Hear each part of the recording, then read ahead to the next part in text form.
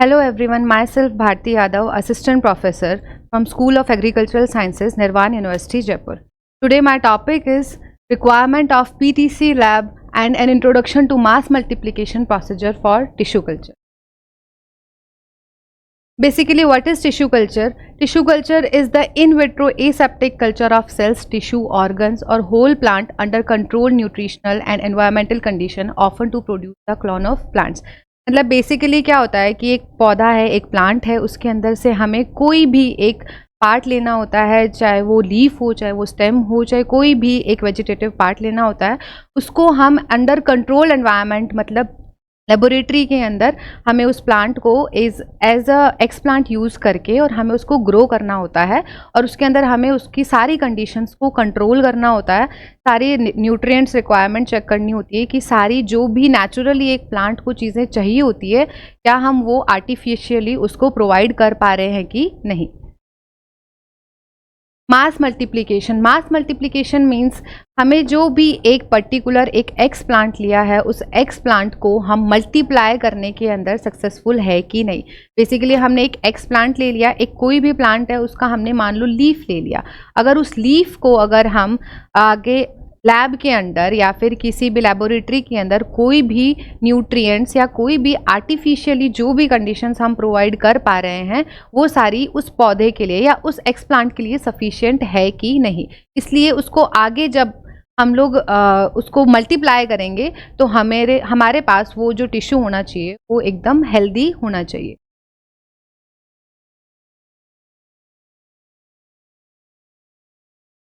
मान लो बेसिकली हमने अगर एक लीफ लिया है, इसको हमने एज अ एक्सप्लांट कहीं भी कल्चर करने के लिए हमने एक लीफ लिया है, इसको हम क्या करेंगे किसी भी फ्लास्क के अंदर हमने यहाँ पे एज अ एक्सप्लांट इसको यहाँ पे कल्चर कराना है।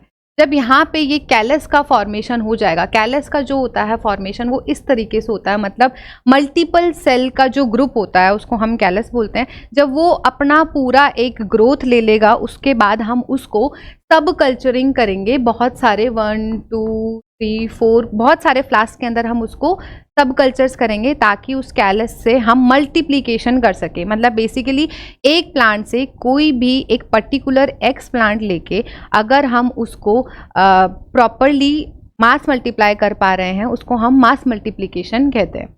Apart from their use as a tool of research, plant tissue culture techniques have in recent years become of major industrial importance in the area of plant propagation, disease elimination, plant improvement and production of secondary metabolic।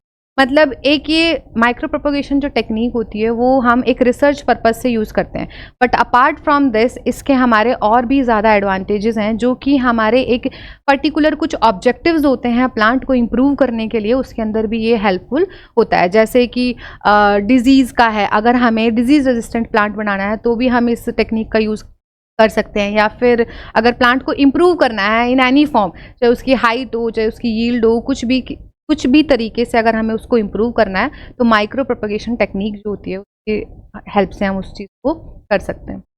Next stages, मतलब ये जो propagation technique होती है उसको हम किस procedure से कर सकते हैं या क्या स्टेजेस है या फिर क्या एक प्रोसीजर होता है जो हमें फॉलो करना होता है। सबसे पहले होता है सिलेक्शन ऑफ सुपीरियर कोलोन, मतलब जिस प्लांट से भी हमें एक्स प्लांट लेना है, एक्साइज करना है, वो सुपीरियर इन नेचर होना चाहिए। मतलब उसके अंदर कोई इन्फेक्शन नहीं होना चाहिए, कोई डिजीज़ नहीं होनी चाहिए, उसके टिश्यूज़ हेल्दी होने चाहिए, उसके टिश्यूज़ विग्रस होने चाहिए। ये सारी क्वालिटीज़ उस सुपीरियर क्लोन के अंदर होना चाहिए ताकि अगर हम एज अ एक्स प्लांट उसको लेंगे तो उस एक्स प्लांट को ग्रो करने के लिए सारी रिक्वायरमेंट्स हम अच्छे से दे पाएँ और वो हेल्दी फॉर्म में ग्रो कर सके। नेक्स्ट है collection of young branches and shoots, चाहे वो ब्रांचेस हो चाहे शूट हो या कोई भी वेजिटेटिव पार्ट हो किसी भी प्लांट का, वो हमारे पास जो होना चाहिए उसका सिलेक्शन बहुत अच्छा होना चाहिए क्योंकि उसी को ही आगे हम ग्रो करेंगे और उसी से ही मल्टीप्लाई करेंगे। अगर वो हेल्दी होगा तो बाकी जो भी प्लांट्स हमें मिलने वाले हैं वो सारे भी हेल्दी होंगे। थर्ड प्रोसीजर होता है introduction of x plant for in vitro culture. हमने एक प्लांट ले लिया, हमने एक सुपीरियर क्लोन ले लिया, उससे हमने एक एक्स प्लांट ले लिया।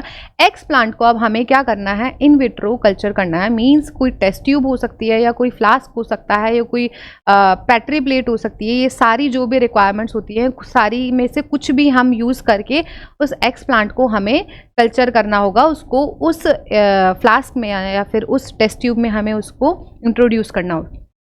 फिर आता है shoot development for responsive explant. जब एक कैलस का फॉर्मेशन हो जाता है, callus means a group of cells, when a explant is grown in a nutrient medium it will form into a callus, and callus is a group of cells. जब callus form हो जाएगा और हमने उसको multiply करने के लिए उसको अलग अलग फ्लास्क में सब कल्चर करने के बाद हमारे पास जो रिक्वायरमेंट होती है वो होती है शूट डेवलपमेंट की, कि कैलस तो हो गया, अब इसके अंदर रूटिंग और शूटिंग की नीड होती है। तो उसके बाद उसका जो शूट डेवलपमेंट होता है वो ज़रूरी होता है एक होल प्लांट को रीजनरेट करने के लिए। Next is elongation and routing stage. After shooting routing की ज़रूरत होती है और उसके इलोंगेशन की ज़रूरत होती है, ताकि वो जो एक्स प्लांट है या फिर वो जो कैलस है उसके अंदर शूटिंग होने के बाद उसके अंदर रूटिंग होनी ज़रूरी है और उसकी ग्रोथ होनी ज़रूरी है। लास्ट है मल्टीप्लिकेशन ऑफ प्लांटलेट, मतलब उस एक प्लांट से या फिर उस एक एक्स प्लांट से हमें मल्टीप्लिकेशंस करने हैं। हमें अलग अलग फ्लास्क के अंदर या टेस्ट ट्यूब के अंदर हमें क्या करना है, सब कल्चरिंग करना है, ताकि हम मल्टीप्लाई फॉर्म के अंदर उस प्लांटलेट्स को फॉर्म कर सकें। मास मल्टीप्लिकेशन प्रोसेस इन स्लाइड्स के अंदर मतलब बेसिकली दिखाया है कि यहाँ पे हमने क्या किया, कोई भी एक्स प्लांट को लिया, उस एक्स प्लांट को हमने इन सभी फ्लास्क के अंदर हमने क्या किया है, कल्चर किया है। उसको कल्चर करने के बाद हम क्या करते हैं, यहाँ पे जब उसकी रूटिंग और शूटिंग की स्टेज होती है कल्चर करने के बाद, तो उसमें कुछ हमें PGRs देने होते हैं, जैसे प्लांट ग्रोथ रेगुलेटर्स होते हैं, कुछ हार्मोन्स होते हैं जो उसकी रूटिंग और शूटिंग में हेल्पफुल होते हैं। तो यहाँ पे इस डिश के अंदर हमने उस प्लांट को ग्रोथ करने के लिए कुछ हार्मोन्स दिए, जिसकी वजह से उसकी रूटिंग हुई और शूटिंग हुई। उसके बाद हम उसको क्या करते हैं कि उसका मल्टीप्लिकेशन करते हैं। हमने लेबोरेटरी के अंदर या फिर एक आर्टिफिशियल कंडीशन के अंदर हमने बहुत सारे यहाँ पे प्लांटलेट्स बना लिए। अब उसको आगे हम हार्डनिंग के लिए या फिर एक्लेमेटाइजेशन के लिए भेजते हैं, ताकि जो प्लांट्स या फिर जो भी प्लांटलेट्स हमने एक लेबोरेटरी में बनाए हैं वो बाहर फील्ड पे या बाहर एनवायरनमेंट में एक कंट्रोल्ड एनवायरनमेंट में अच्छे से ग्रो कर पाए। What conditions do plant cells need to multiply in vitro? Means एक प्लांट है जो कि एक नेचुरल एनवायरनमेंट में ग्रो करता है, वहाँ पे उसको नेचुरली लाइट भी मिलती है, वाटर भी मिलता है, सारे न्यूट्रिएंट्स जो भी सॉइल से रिक्वायर होते हैं सारी चीज़ें मिलती हैं। बट एक पौधे को या एक प्लांट को जब हम प्लांट के अंदर लेबोरेटरी के अंदर प्लांट को जब हम ग्रो करते हैं तो बहुत सारी चीज़ें होती हैं जिसको हमें फॉलो करना होता है, क्योंकि वो जो प्लांट है वो एक बहुत ही कंट्रोल्ड एनवायरनमेंट कंडीशन के अंदर ग्रो करवाया जा रहा है, और that plant require very safe processes that are to sterilisation और contamination free requirements are necessary. First है optimal protocol for mass multiplication. Means हमें एक प्रोसीजर होता है, एक डिसाइडेड प्रोटोकॉल होता है जो मास मल्टीप्लिकेशन के लिए हमें रिक्वायर्ड होता है और वो हमें फॉलो करना होता है।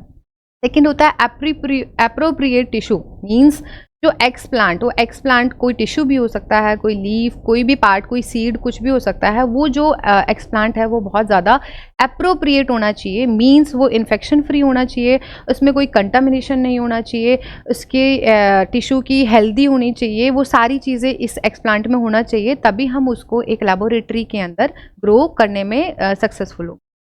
Third, a suitable growth medium containing energy sources and inorganic salts to supply cell growth.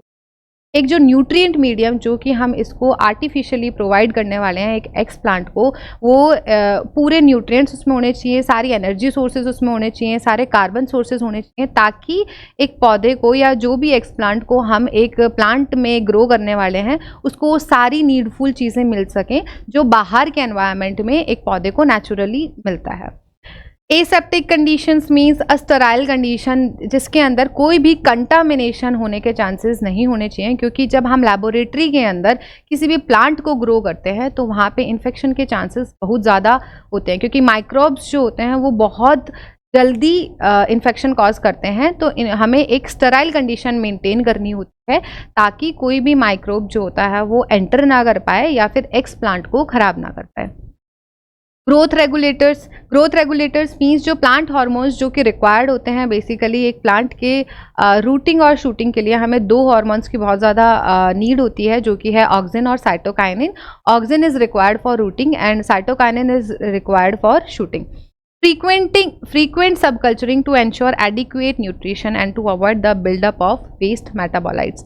हमने एक एक्सप्लांट को एक किसी भी क्वांटिटी के मीडियम के अंदर जब हम उसको ग्रो कर देते हैं, उसके बाद हमें उसका 2 वीक या 3 वीक्स के अंदर जितना भी मीडियम है, जितना हमें लग सकता है कि ये मीडिया इतने वीक्स चल सकता है, उस वीक के बाद हमें उसको सब कल्चरिंग की नीड होती है। मतलब हमें एक नया फ्लास्क बनाना पड़ता है, हमें एक नया मीडिया प्रिपेयर करना होता है ताकि उस एक्स प्लांट को हम एक नए मीडियम में ट्रांसफ़र कर सके, ताकि वो जो भी न्यूट्रिएंट्स है वो वापस से हेल्दी न्यूट्रिएंट्स को वहाँ से कंज्यूम कर सके।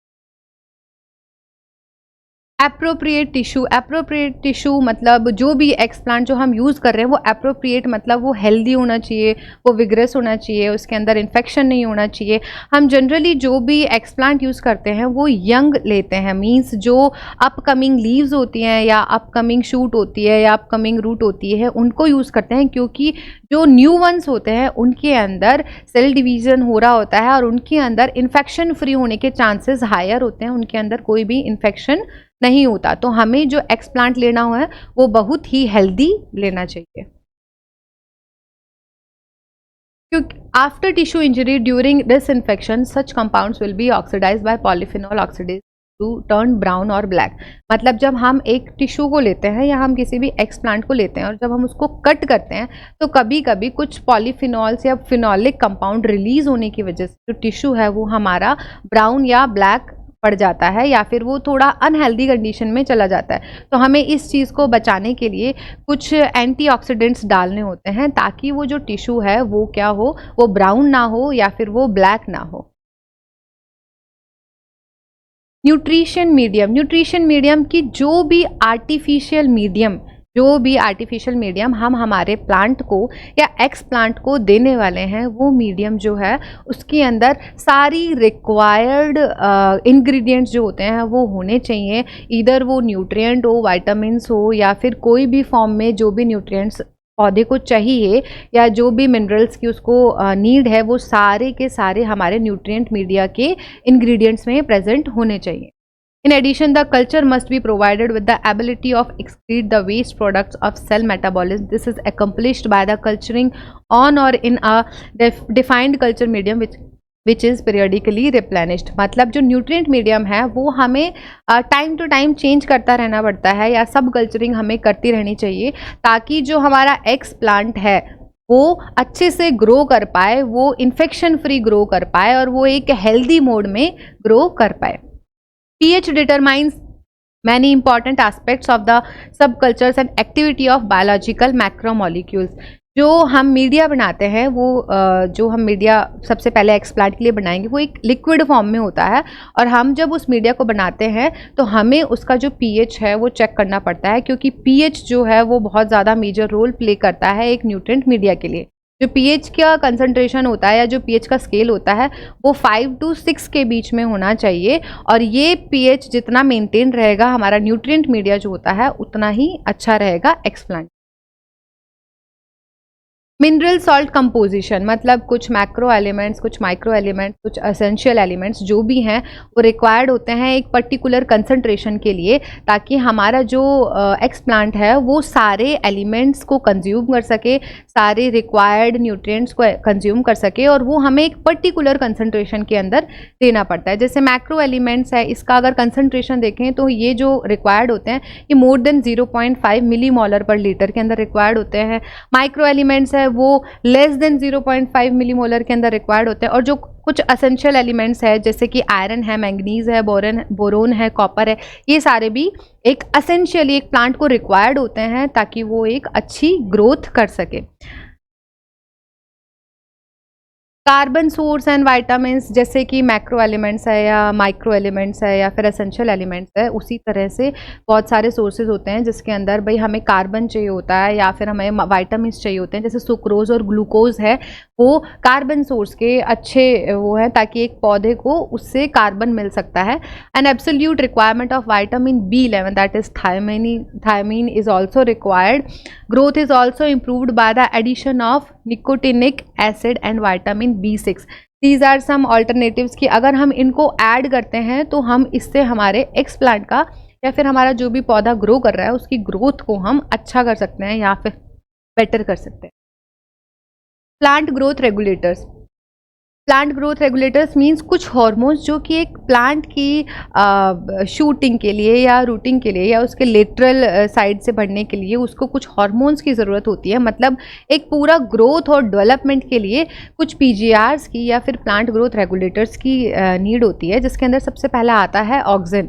ऑक्सिन क्या है? बेसिकली वो जनरली जो यूज़ होता है एक्स प्लांट के लिए वो हम यूज़ करते हैं रूटिंग के लिए, लेकिन यहाँ पे वो जनरली जो एक पौधा होता है उसके अंदर सेल डिवीजन के अंदर भी नीड होती है उसकी, या सेल इलोंगेशन या फिर स्वेलिंग ऑफ टिश्यूज़ या ऑर्गन। मीन्स जब ग्रोथ हो रही होती है या डेवलपमेंट हो रहा होता है, एक टिश्यू छोटा है और फिर उसके बाद वो बड़ा होता है, उसके अंदर हमारे क्या रिक्वायरमेंट होती है? ऑक्सीजन की रिक्वायरमेंट होती है।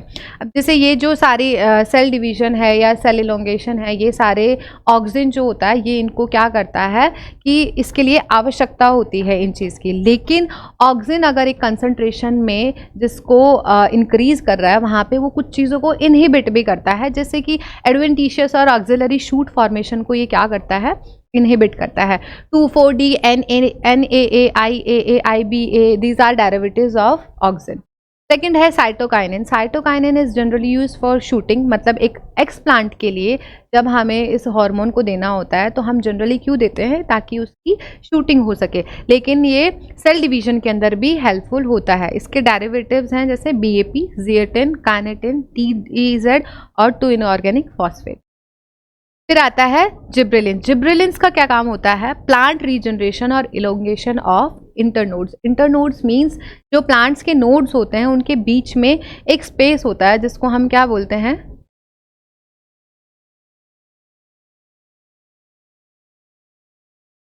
एक पौधा है, ये पौधा ग्रो कर रहा है, इसके ये नोड है, इसका ये पोर्शन भी नोड है।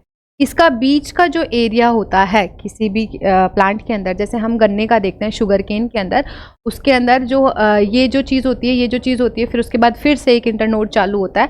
ये जो होता है इंटरनोड होता है। मतलब एक प्लांट को ग्रो करने के लिए जिसकी रिक्वायरमेंट होती है, उसकी हाइट बढ़ाने के लिए हमें इंटरनोड्स की हेल्पफुल होती है, और जिसका काम कौन करता है? जिब्रेलिन्स करता है। लास्ट में आता है abscisic acid. Abscisic acid is induction of embryogenesis, that is ABA।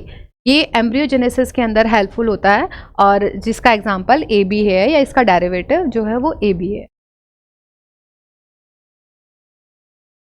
Others कुछ हार्मोन्स या PGRs के अलावा और भी बहुत सारी चीज़ें होती हैं, जैसे मीडिया फॉर्मुलेशंस है, या चारकोल है, या ऑर्गेनिक एसिड्स है, या एंटीबायोटिक्स है, या नेचुरल कॉम्प्लेक्सेस है। ये सारी एक बेसिक रिक्वायरमेंट होती है किसी भी न्यूट्रिएंट मीडिया को परफेक्टली बनाने के लिए, ताकि वो जो एक्स प्लांट है वो सारे के सारे अच्छे से ग्रो कर पाए। और इन्हीं सब की एक अलग अलग प्रॉपर्टी होती है जो कि अलग अलग तरीके से काम करती है। मान लो मीडिया फॉर्मुलेशंस है तो उसके अंदर सारे वो रिक्वायर्ड न्यूट्रिएंट्स हैं जो कि एक न्यूट्रिएंट मीडिया में या फिर एक प्लांट ग्रोथ के लिए रिक्वायर्ड होते हैं। जैसे जेलिंग एजेंट है। जेलिंग एजेंट क्या होता है कि बेसिकली जो मीडिया हमने बनाया है वो मीडिया जो होता है उसको टाइटन करने के लिए या उसको सॉलिडिफाई करने के लिए इसकी आवश्यकता होती है। ऐसे ही कुछ एंटीबायोटिक्स है ताकि फंगीसाइड्स या फंगल इन्फेक्शन या बैक्टीरियल इन्फेक्शन को से बचाने के लिए। Next we are cellular totipotency and plant regeneration. Basically what is totipotency? Totipotency की जो कैपेसिटी होती है वो जनरली प्लांट सेल्स के अंदर होती है, एनिमल सेल्स के अंदर वो नहीं होती है। टोटिपोटेंसी से हम क्या कर सकते हैं कि एक सेल जो होता है उस सेल की एक रिक्वायरमेंट जो होती है उसके अंदर ये होता है कि उस सेल से हम एक पूरा का पूरा प्लांट जो होता है उसको रीजनरेट कर सकते हैं, या होल प्लांट को हम रीजनरेट कर सकते हैं। हमने एक सेल ली कोई भी प्लांट की, हमने एक फ्रेश और अच्छी हेल्दी सेल ली, उस सेल का यूज़ करके हम क्या कर सकते हैं कि उसको माइक्रो प्रोपोगेशन टेक्निक की वजह से उसको हम पूरा का पूरा होल प्लांट के अंदर रीजनरेट कर सकते हैं। ये जो होता है कैपेसिटी जो होती है उसको हम क्या बोलते हैं? Totipotent cells. Unlike an animal cell, a plant cell, even one that highly matured and differentiated, retains the ability to change a meristematic state and differentiate into a whole plant if it has retained an intact membrane system and a well developed nucleus. मतलब वो जो cell है उसके अंदर इतनी capacity होती है कि वो पूरी की पूरी सेल जो है वो एक पूरे के पूरे होल प्लांट को रीजनरेट करने में कैपेसिटी रखती है। बस उसके अंदर जो मेम्ब्रेन्स हैं, intact membranes are required, and also जो न्यूक्लियस होता है सेल के अंदर, वो सेल भी जो न्यूक्लियस है वो भी वायबल कंडीशन के अंदर होना चाहिए ताकि वो ग्रो कर पाए, अच्छे से ग्रोथ दिखा पाए। टोटीपोटेंसी और टोटीपोटेंट मतलब the capacity of a cell और a group of cell to give rise to an entire organism, मतलब पूरे के पूरे ऑर्गेनिज्म को ग्रो करने की कैपेसिटी रखता है, उसको हम क्या बोलते हैं? टोटीपोटेंट, या फिर उस सेल को हम क्या बोलते हैं? Totipotent cell. 1957 Skoog and Miller demonstrated that two hormones affect the explant differentiation, मतलब ऑक्सिन और साइटोकाइनिन। 1957 में दो साइंटिस्ट थे जिनका नाम था स्कूग एंड मिलर। उन्होंने बताया कि एक एक्सप्लांट जो है उसको ग्रो करने के लिए, उसको डिफरेंशिएट होने के लिए, उसको डी डिफरेंशिएट होने के लिए दो हॉर्मोन्स की बहुत ज़्यादा नीड होती है, that are auxins and cytokinins. Generally the ratio of these two hormone can determine the plant development, मतलब एक प्लांट डेवलपमेंट अगर हो रहा है तो इनका दोनों का जो हार्मोन्स हैं, इन दोनों का जो रेशियो है वो बहुत ज़्यादा मैटर रखता है। जैसे कि अगर हमारे पास ऑक्सिन ज़्यादा कंसंट्रेशन में है और साइटोकाइनिन हमारे पास कम कंसंट्रेशन में है, तो हमें क्या दिखेगा कि हमारे जो एक्सप्लांट है उसके अंदर रूटिंग हो रही है या फिर रूट डेवलपमेंट हो रहा है।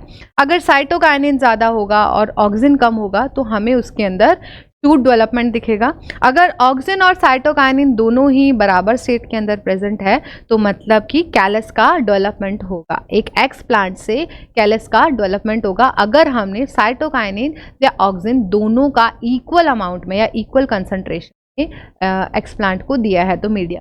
Clonal propagation and micropropagation, the art and science of multiplying plants in vitro, means जो प्लांट हम इन विट्रो ग्रो कर रहे हैं या फिर जिन भी प्लांटलेट्स को as a use of explant उनको हम कैलस का फॉर्म करते हैं और उनको हम इन विट्रो में ग्रो करके और फुल्ली प्लांट के अंदर ग्रो करते हैं, उसको साइंस प्लस आर्ट दोनों ही बोला जाता है। The success of many in vitro selection and genetic manipulation techniques in higher plants depends on the success of in vitro plants regeneration। जो higher plants होते हैं, जो काफ़ी लेवल के जो higher plants होते हैं उसके अंदर जो सक्सेस होती है वो डिपेंड करती है कि जो हम प्लांट को इन विट्रो के अंदर जनरेट कर रहे हैं या ग्रो कर रहे हैं उनकी सक्सेस उसी पे ही डिपेंड करती है।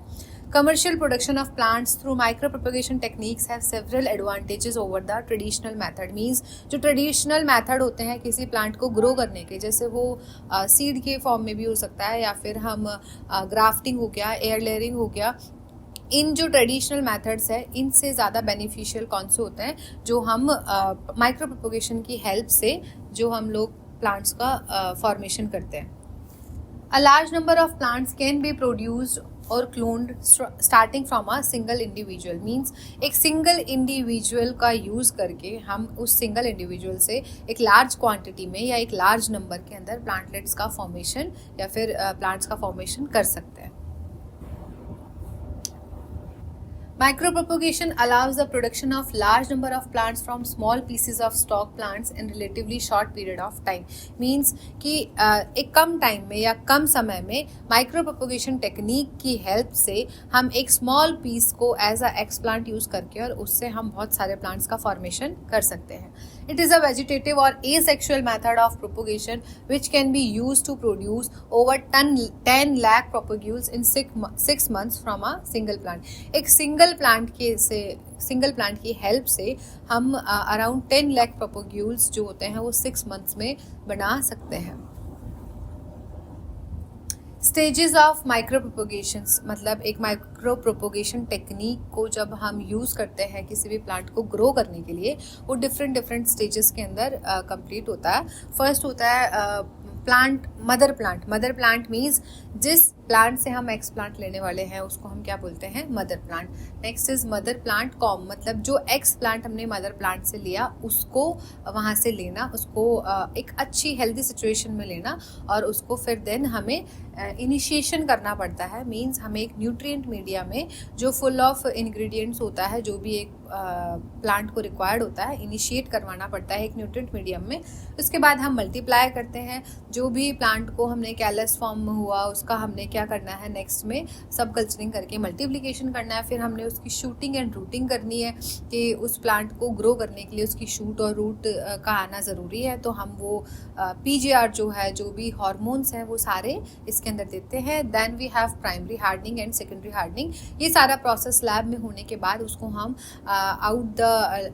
आउटसाइड ऑफ लैब लेके जाते हैं ताकि हम उसकी प्राइमरी और सेकेंडरी हार्डनिंग का प्रोसेस इनिशिएट कर सकें और उसके अंदर से जो भी सक्सेसफुली ग्रो होने वाले प्लांटलेट्स को हम आइसोलेट कर सकें। स्टेजेस इन माइक्रो प्रोपगेशन, वही जैसे स्टार्टिंग में हमें क्या करना है, जो भी हमारे पास प्लांट है, जो भी सुपीरियर प्लांट हमें लेना है उसको हमें ग्रो करना है, अच्छी कंडीशन में ग्रो करना है। उसको जो भी रिक्वायर है वो सारी चीज़ें हमें उसको ग्रोथ के लिए देनी है। उसके बाद हमारे पास क्या आता है, सर वॉइस आ रही है क्या? उसके बाद हमारे पास आता है stage 0, preparation of donor plant. Means जो 0 स्टेज है उसके अंदर हमें क्या करना है कि जो प्लांट है उसको हमें प्रिपेयर करना है। प्रिपेयर मींस मतलब उसके अंदर सारी सक्सेस होने की प्रोबेबिलिटी हमें उसके बढ़ानी है ताकि उससे जो भी हम प्रोपेक्यूल्स है, जो भी हम एक्सप्लांट लेने वाले हैं वो सारे एक अच्छी हेल्दी सिचुएशन के अंदर ग्रो हो। Next we have first stage, initiation stage. In this stage an explant is surface sterilized and transferred into nutrient medium. इस स्टेज के अंदर हम क्या करते हैं, जो भी एक्सप्लांट हमने लिया है उसको हमें सरफेस स्टरलाइज करने की ज़रूरत है और उसके बाद हम उसको न्यूट्रिएंट मीडियम में ट्रांसफ़र कर देते हैं। Generally the combined application of bactericide and fungicide products is suggested. Fungicide और बैक्टीरिसाइड जो होती है वो हमें न्यूट्रिएंट मीडिया में देनी होती है ताकि हम कोई भी इन्फेक्शन हो रहा है या होने वाला है उससे हम उसको बचा सकें। Surface sterilization of explant is chemical solution is an important step to remove contaminants with minimal damage to plant cell. Generally इसके अंदर हम जो भी surface sterilization यूज़ करते हैं वो generally जो हम यूज़ करते हैं वो chemical process से या फिर chemicals कुछ होते हैं जिनको हम यूज़ करते हैं वो एक particular concentration के अंदर यूज़ करते हैं हम, ताकि जो हमारे पास जो explant है उसकी cells को भी कोई damage ना हो। The cultures are incubated in growth chambers either under into light or dark conditions according to the method of propagation. जब हमने उस एक्सप्लांट को ले लिया, उसको हमने स्टरलाइज कर लिया, उसकी सारी जो भी एक प्रोटोकॉल है वो फॉलो करने के बाद उसके बाद हम उसको एक इंक्यूबेशन चैम्बर में रख देते हैं, चाहे वो लाइट के अंदर हो चाहे वो डार्क के अंदर। Second stage is multiplication stage. हमने इनिशिएट कर दिया, हमने एक्सप्लांट को लगा दिया, अब वो एक्सप्लांट जो होता है कैलस का फॉर्मेशन कर देता है। उसके बाद हम क्या करते हैं, उसको मल्टीप्लाई करने के लिए उस कैलस को भी हम डिफरेंट पार्ट्स में कट करके और उसको हम सब कल्चरिंग करते हैं। हम एक पर्टिकुलर कैलस से हम बहुत सारे मल्टीपल प्रोपोग्यूल्स बनाते हैं ताकि हमारे पास नंबर ऑफ प्लांट्सलेट्स जो हो वो ज़्यादा आए। फिर थर्ड है रूटिंग स्टेज। रूटिंग स्टेज के अंदर क्या होता है कि हमने जो कैलस है उसको हमने सब कल्चर कर दिया, अलग अलग मीडिया में डाल दिया, अलग अलग फ्लास्क में डाल दिया। अब हमें रूटिंग स्टेज को स्टार्ट करना है। मींस उसके अंदर हमें कुछ ऐसे PGR डालने हैं जो कि रूटिंग के लिए रिस्पॉन्सिबल होते हैं। कभी हम उसको जो पहले से जो मीडिया में वो कैलस ग्रो कर रहा है उसी में भी रख सकते हैं। कभी कभी हमें मीडिया चेंज भी करना पड़ सकता है और उसके फॉर्मुलेशंस को भी हमें चेंज करना पड़ सकता है ताकि हमें एक हेल्दी रूटिंग उसके अंदर कैलस के अंदर शो हो। Fourth stage is acclimatisation. Means की रूटिंग हो गई, उसका इनिशिएशन हो गया, मल्टीप्लिकेशन भी हो गया, उसकी रूटिंग शूटिंग भी हो गई, उसके बाद हम उसको एक्लिमेटाइज करते हैं। मीन्स उसको प्लांट लेबोरेटरी की कंडीशन से ले जाके उसको हम फील्ड के अंदर एक्लिमेटाइज करने की कोशिश करते हैं। उसको उस न्यूट्रिएंट मीडिया से निकाल के नेचुरल जो चीज़ें होती हैं, इधर वो सैंड हो सकता है, कंपोस्ट हो सकता है, जो भी चीज़ें एक प्लांट को ग्रो करने के लिए रिक्वायर होता है हम उसको उसके अंदर लगा के और एक्लिमेटाइज करने की कोशिश करते हैं एक अच्छी एनवायरमेंटल और सूटेबल एनवायरमेंट की कंडीशंस के अंदर। Application of micro propagation techniques को हमें कहाँ कहाँ अप्लाई करना चाहिए या हम कहाँ कहाँ अप्लाई कर सकते हैं। एक एम्ब्रियो रेस्क्यू होता है, उसके अंदर हम उसको अप्लाई कर सकते हैं। कभी कभी जो डिस्टेंटली रिलेटेड जो स्पीशीज़ होती है, मतलब अलग अलग दूर दूर की जो स्पीशीज़ होती हैं, उनके हम प्रोटोप्लास्ट के फ्यूजन्स करके हम एक नोवल हाइब्रिड का क्या बोलते हैं निर्माण कर सकते हैं या जनरेट कर सकते हैं। लार्ज स्केल ग्रोथ ऑफ, मतलब एक लिक्विड चैम्बर या लिक्विड मटेरियल के अंदर हम डाल के एक लार्ज स्केल के ऊपर हम उसको प्रोड्यूस कर सकते हैं। For production of doubled monoploid plants from haploid cultures to achieve homozygous line, हमें होमोजाइगस लाइन्स चाहिए होती हैं, तो हम उसको मोनोप्लॉइड में से डबल मोनोप्लॉइड बना के एक होमोजाइगस लाइन क्रिएट कर सकते हैं। In vitro conservation of germ plasm, हम जो जेनेटिक मटेरियल होता है, जर्म प्लाज्म जो होता है, उसको हम इन विट्रो की हेल्प से कंजर्व कर सकते हैं as a tissue for transformation followed by either short term testing of genetic constructs और रीजनरेशन ऑफ ट्रांसजेनिक प्लांट। जो ट्रांसजेनिक प्लांट्स होते हैं जिनके ऊपर जेनेटिक लेवल पे चेंज होता है, वो भी हम माइक्रो प्रोपोगेशन या फिर इनकी हेल्प से हम उस ट्रांसजेनिक प्लांट को मॉडिफाई कर सकते हैं या चेंज कर सकते हैं, या उसके अंदर भी कोई चेंजेस लेके आ सकते हैं। एडवांटेजेस ऑफ माइक्रो प्रोपोगेशन के काफ़ी सारे एडवांटेजेस होते हैं और वो कन्वेंशनल ब्रीडिंग मेथड से काफ़ी ज़्यादा हेल्पफुल होता है या फिर काफ़ी ज़्यादा बेनिफिट्स होते हैं उसके। Rapid multiplication of genetically uniform plants means कि रैपिड मल्टीप्लिकेशन मतलब बहुत जल्दी एक प्लांट को मल्टीप्लाई करना जिसका जेनेटिक मटेरियल जो जेनेटिक लेवल पे सेम हो। वैसे ही हमें बहुत सारे यूनिफॉर्म प्लांट्स बनाने के लिए बहुत जल्दी हमारा उसका डेवलपमेंट मल्टीप्लिकेशन हो जाता है। The production of multiples of plants in the absence of seeds और necessary pollinator to produce seeds. कभी अगर हमारे किसी प्लांट का सीड नहीं है हमारे पास, या हमारे पास एक्यूरेट पॉलिनेटर्स नहीं है, तो उनके बिना भी हम एक प्लांट से बहुत सारे उसकी कॉपीज बना सकते हैं, बहुत सारे प्लांट्स बना सकते हैं। The regeneration of whole plant from plant cells that have been genetically modified. कुछ प्लांट्स ऐसा होते हैं जो जेनेटिकली मॉडिफाइड कर चुके हैं। अगर एक पर्टिकुलर प्लांट को मैंने जेनेटिकली मॉडिफाइड कर लिया, अब मैं उस प्लांट के बहुत सारे नंबर्स या बहुत सारे क्लोन्स बना सकती हूँ इस टेक्निक की हेल्प से। The production of plants in sterile containers that allow them to move with greatly reduce chances of transmitting disease, pest and pathogens. Means कि हम जितने भी ये प्लांटलेट्स या जितने भी प्लांट प्रोपेग्यूल्स जो हम बनाते हैं वो सारे अलग अलग कंटेनर्स में बनाते हैं और वो सारे कंटेनर्स स्टेराइल होते हैं, तो इसके अंदर जो इन्फेक्शन का चांसेस होता है या डिजीज ट्रांसमिट करने का चांसेस जो होता है वो बहुत ही कम होता है। The production of plants from seeds that otherwise have very low chances of germination and growing. कुछ सीड्स या कुछ प्लांट्स की सीड्स ऐसी होते हैं जो जल्दी से ग्रो नहीं कर पाते हैं, जिनके अंदर जर्मिनेटिंग कैपेसिटी बहुत कम होती है, तो इसलिए हम उनके पौधे से ही डायरेक्टली माइक्रो प्रोपोगेट करके इसकी वजह से हम एक प्लांट को ग्रो कर सकते हैं। The production of plants throughout the year that is not affected by environmental condition. अगर हम एक लेबोरेटरी के अंदर एक प्लांट ग्रो कर रहे हैं तो वो एनवायरनमेंट, आउटर एनवायरनमेंट जो होता है उससे इफेक्ट नहीं होता है, तो हम किसी भी टाइम पे किसी भी क्रॉप को या किसी भी प्लांट को ग्रो कर सकते हैं। हम किसी भी सीजन में ग्रो कर सकते हैं क्योंकि हमारे पास कंट्रोल्ड एनवायरनमेंटल कंडीशंस होती हैं जो उस प्लांट को रिक्वायर होती हैं। प्लांट मटेरियल, सबसे पहले हम क्या लेते हैं, प्लांट मटेरियल लेते हैं। प्लांट मटेरियल के बाद हम उसको सरफेस स्टरलाइज कर सकते हैं या फिर हम उससे एक्स प्लांट लेके उसको सरफेस स्टरलाइज कर सकते हैं।